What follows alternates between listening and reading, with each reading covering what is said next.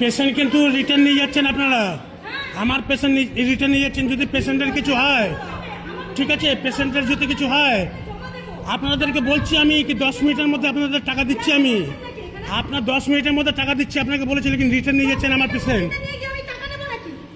ঠিক আছে, করেন আপনারা। পেশেন্ট এরকম ছেড়ে যাচ্ছে, এই দেখেন, টাকার জন্য এই যে পেশেন্ট এরকম ছেড়ে যাচ্ছে, চলে গেল ওরা পেশেন্ট ছেড়ে।